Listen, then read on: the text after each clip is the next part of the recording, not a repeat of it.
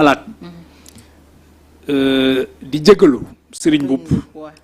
que dañu juum erreur dafa am parce que man yàlla def na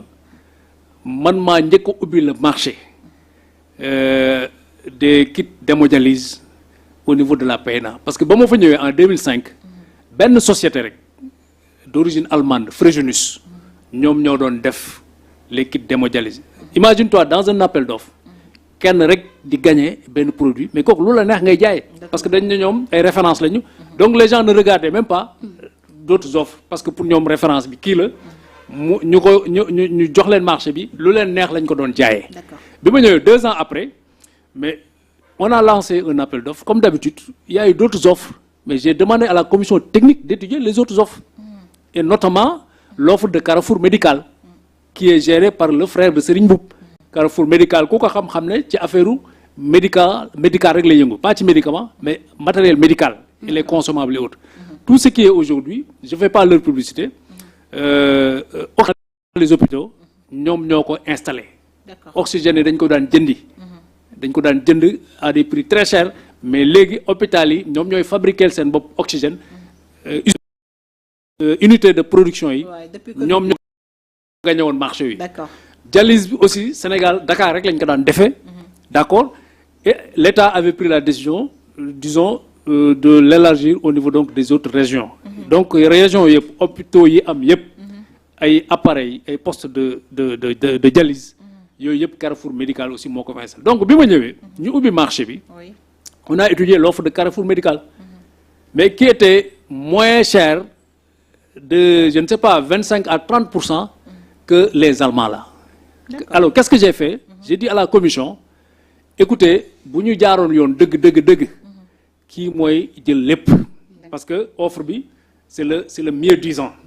en termes de prix or bi ñu gisee aussi composition kit bi am nañ ne yàqin ne qualité kit yi baax na alors qu'est-ce qui s'est passé mais je leur ai dit quand même néanmoins puisque ñii ñu ngi foon depuis des années di ñu accompagner nañ leen jox une moitié jox ñële une moitié parce que c'était aussi permis 50% ñii 50% ñii donc noonu la ñu ubbee marché bi. mais trafic non je termine Carrefour Médical dugg ci. mais jamono yooyu dama ne la Serigne Mboup mi ngi ci tudd. mais il n'a rien à voir avec la société parce que ki koy gérer Carrefour Médical son frère il avait des partenaires waa Nipro c'est des japonais ou des chinois des japonais mais qui ont des appareils dans beaucoup de pays européens donc ñooñu la fi indi woon. ñooñu ñooy ay partenaires am ñoom ñoo koy jox kii di mu koy dugal ci marché sénégalais yi donc buñ ci tuddee frère am dañ ko tooñ prix yi ñuy wax aussi mais c'était des prix qui étaient en vigueur sur le marché international non du 8000 non loolu laa lay wax ni loolu erreur la dañ juum c'est pas 8000 suñu appel d'offre yi prix yi ñu doon am offre de prix yi ñu doon am ëpp na 8000 ça tourne autour de 20 et quelques mille 30 000 PNA teg ci marge am mu revenir à 30 ou bien 40 le problème ça n'a jamais été acheté à 8000 mënul nekk je veux dire foofu erreur la fa ñi kii def parce que affaire yi demul noonu je pense que ñi def erreur bi ñëwaat nañ ci kon loolu mën nañ ko passer à côté maintenant d'une manière générale le trafic dans le milieu du médicament non dans le milieu du médicament je dis trafic bi li ma ci xam man li existait mooy le marché illicite du médicament mais en termes d'approvisionnement bu dee marché public la parce que marché privé c'est autre chose ça c'est des grossistes privés mais marché public mënoo fa jalgati parce que tout simplement c'est des appels d'offres internationaux qui sont lancés léeg-léeg yow da ngay saraxu producteurs yi pour ñu ñëw participer parce que le marché sénégalais est minime pour eux c'est un marché qui ne signifie absolument rien maintenant ci biir muy structure hospitalière yeeg yooyu mais des fois day am nag ay coulage day am produit wala kenn commandé PNA jël ko yóbbu ko feneen yooyu ay petit trafic la mais quand il s'agit de grands marchés celui qui fait l'appel d'offres n'a aucunement parce que déjà commission technique bi ñi koy composé PNA au-delà des agents de la PNA mais yeneen structure yëpp dañ ci nekk direction de la pharmacie et des médicaments le ministère de la santé ministère des finances commission bu composite la bu nga xamante ni yow mënoo ñëw ne lii garab bi lii lay jar techniciens yi wan na la garab bi composition bi baax na et cetera yow nga jóge fee ne non bii baaxul teggi leen ko teg ko feneen teg keneen mënul nekk c'est-à-dire mënoo fraudal kenn pour mu gagner. nan nga mën a expliquer monsieur Ndiaye fraude bi nga xam ne am na ci médicaments yi parce que tey boo demee ci pharmacie ñu jaay la benn garab nga dem kër sëriñ bi nga am ko fa 1000 fois rien. waaw mais loolu laa lay wax ni. dama ne la kër sëriñ bi d'abord. il faut savoir garab bi fay dugg. fan la jógee. est-ce que c'est un produit qui est entré sur le marché par la voie normale. xam nga dégg chaque jour nga dégg ne arrêté nañu. ñu dugal fii ay garab jëlee ko je ne sais pas moi dans la sous-région et autres. mais des fois day doon sax ay produits yoo xam du am dara du am principe actif. xott kese lay doon. du doon dara da nga koy naan y a rien du la mën a fajal dara. donc am na ñoo xam dañuy xëy suba ba ngoon di fabriquer de faux médicaments di ko dugal ci marché yi. loolu am na maintenant beneen bi aussi mooy li ma la wax léegi mënut a ñàkk aussi. Quelqu'un qui par des passe-passe commandé garab soit PNA wala yu demee noonu mais génne ko ci circuit bi ëllëg ko mu commandé ko pour yóbbu ko ci benn centre de santé wala ci benn hôpital mais mu jaar circuit parallèle wala mu dugal commande am ci benn commande centre de santé rocc ci li mu soxla dem yóbbu jaayi ko maintenant loolu même loolu sax bu amee pour man c'est rare parce que garab bi la nga koy jëndee après PNA nga war ko jaayaat à un prix encore moins cher mais dama xamul yow bu boobaa lan nga ci am parce que PNA déjà c'est des prix publics plus subventionnés et prix appel d'offre la c'est des dumping c'est des prix très bas donc ñoom faible marge lañ ci teg pour mën a am seen frais de gestion donc yow boo ko jëndee foofu dem jaayaat ko encore à des prix encore moins cher mais dama xamul loo ci am maintenant il y a aussi les vols des pharmacies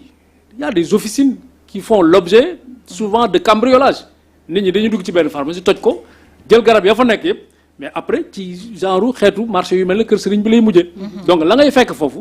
mais dis-toi bien que mën na jóge fu nekk. mais du doon lu nga xam ne dañ koy jëlee.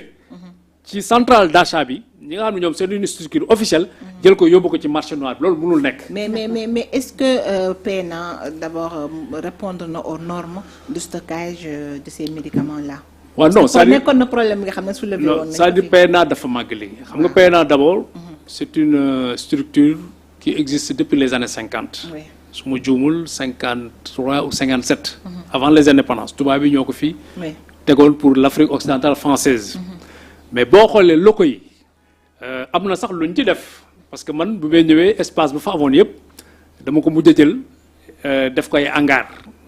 donc la ma fa fekkoon am na luñ ci dolli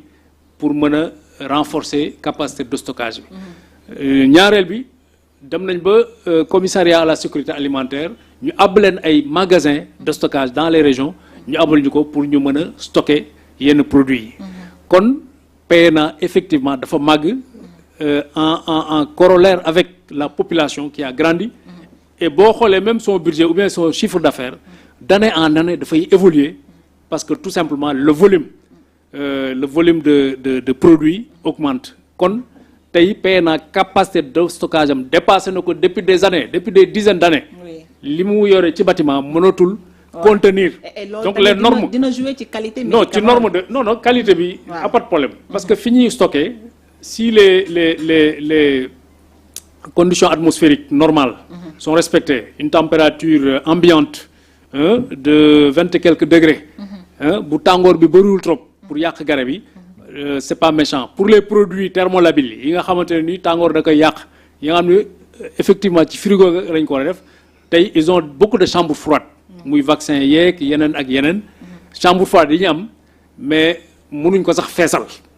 parce que amoon nañ yu ñu jëndal seen bopp am na ay organismes comme USAID yu leen installer aussi ay chambres froides extra donc en termes de qualité des produits les conditions de stockage ne souffrent de rien du tout mais le seul problème c'est un volume de stockage assez faible la ñu am au niveau central mais j'ai appris effectivement qu'il y a un projet de délocalisation de la PNA au niveau de Diamniadio. Je crois qu'ils ont travaillé, les directions passées ont travaillé à avoir de l'espace foofu